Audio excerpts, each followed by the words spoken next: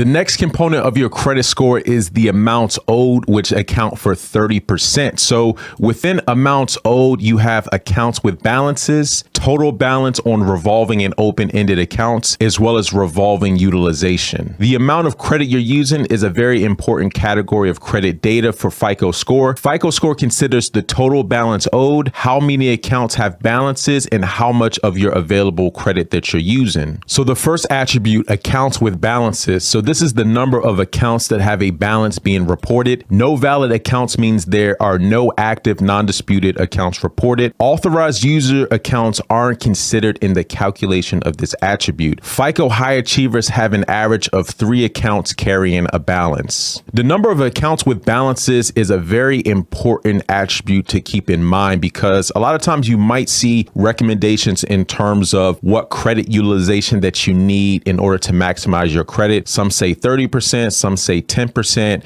total utilization as well as within account. But here's another caveat that you have to consider. Let's say you have 10 credit cards and all of your credit cards have a utilization of 10%, right? So they're all under 10% or lower. However, the fact that you have balances on 10 of those accounts is going to bring down your FICO score because of the number of accounts with balances. As I just showed you, FICO high achievers have 3 accounts that they have that carry a balance. So let's say you have 10 credit cards, you might have 3 of those with a balance and the rest of those are going to be zeroed out. So you don't want to carry a balance on every credit card, even though you might have 10% or 5%, it could be 3%. But the fact that you have a balance reporting on every single account, that could actually reduce your FICO score. So that's one attribute to keep in mind. It's not just about the utilization within account or as well as total utilization. You also have to be mindful of the number of accounts that actually have a balance reported, and you want to keep that to a minimum. The next component of amount of debt is going to be the total balance on revolving and open-ended accounts. So that's the sum of balances being reported on open-ended accounts. So that's charge cards and revolving accounts such as credit cards that are reported as open. Authorized users aren't considered in the calculation of this attribute. Most FICO high achievers owe less than $2,500 on revolving and or open-ended accounts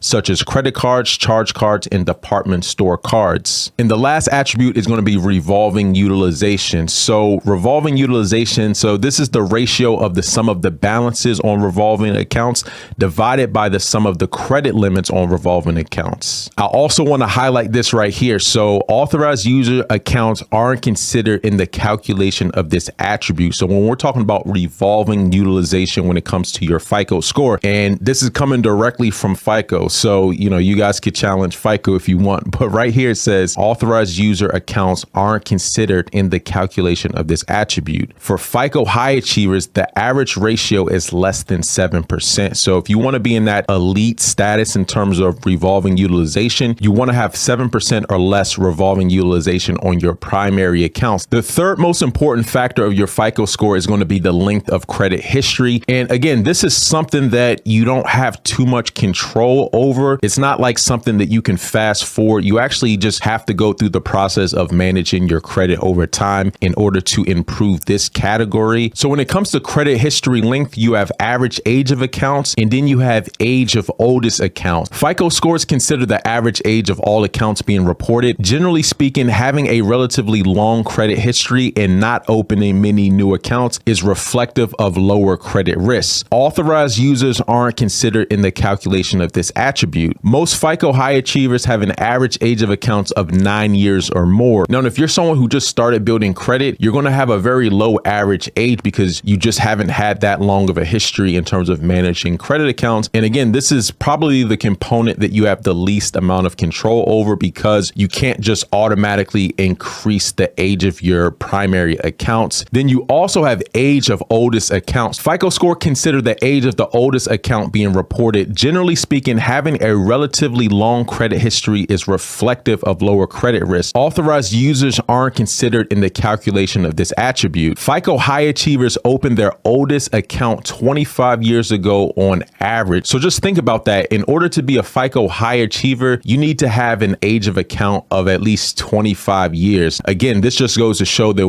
when it comes to credit age, you just have to go through it. There's really no shortcut around it.